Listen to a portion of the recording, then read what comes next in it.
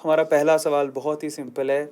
Recce विद्या पर ही है। अगर आपको संक्षिप्त शब्दों में, बहुत ही कम शब्दों में रेकी को डिफाइन करना हो, रेकी क्या है, कैसे बताएंगे? प्यार, वाइब्रेशन। क्या बात? दो शब्दों में जी। अगर आपको प्यार है तो हीलिंग है। ओके। अगर आप वाइब्रेशन को रेगुलेट करना जानते हैं तो हीलिंग है।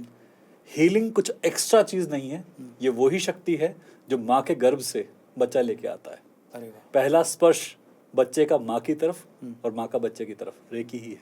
वाह। नाम रेकी है इसलिए जापानीज लगती है, पर इसे हम प्राण चिकित्सा कहते हैं। ये हमारे प्राण शक्ति पे आधारित है। और प्राण कब से होते हैं? जब पहली श्वास निकलती है, बच्चे की किलकारी निकलती है। तो ऐसी कोई विद्या नहीं है जो बाहर से दी जा सके। ये वो विद्या है जो हम लेके जन्म लेते हैं। बच्चा माँ को हाथ लगाता है, माँ बच्चे को हाथ लगाती है, पहले दिन से हीलिंग होती है।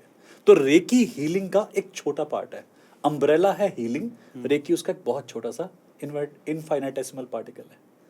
ये इस अम्ब्रेला पूरा हीलिंग कहलाता है। चिकित्सा पद्धति का एक हमारे पुराणों में वर्णित है, वेदों में वर्णित है, और बेसिकली बोले तो अथर्ववेद में इसका सबसे ज्यादा नरेशन मिलता है। ओके।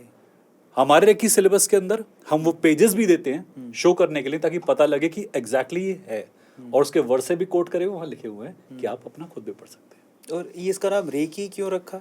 मिकाऊ उसुई, डॉक्टर मिकाऊ उसुई जापान से इंडिया आए थे रेकी अध्ययन करने के लिए। ओके। बनारस काशी के अंदर रहे थे 7 साल।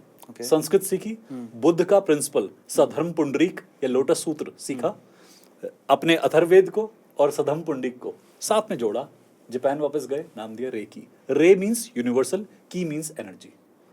उनके गुरु ने आज्ञा दी थी वहां जाओ, सीख के आओ। अपना सेल्फ अट्यूनमेंट किया माउंट कुरमा के अंदर एक गुफा में बैठ के 21 दिन की तपस्या करके, उसके बाद वो रेकी हीलर बन गए।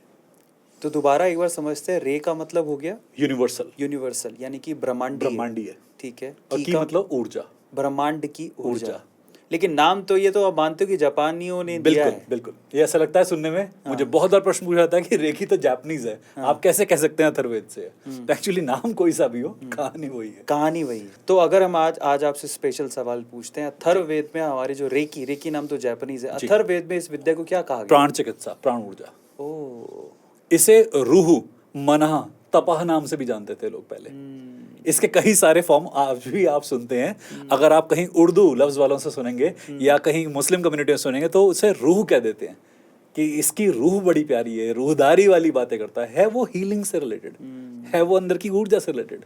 तो यार अगर सर अगर पहले से अगर हम लोग रेकी को प्राण चिकित्सा बोलते तो डर ही नहीं लगता कभी? हमारे पास प्राणिक ऊर्जा कहते हैं, प्राणिक हीलिंग कहते हैं। कई बार लोग मुझसे पूछते हैं कि प्राणिक हीलिंग रेकी से अलग कैसे है? नाम भी एक ही है, मेथड अलग अलग हो सकते हैं, परफॉर्मेंस का बेसिस हो सकता है, कहानी एक ही।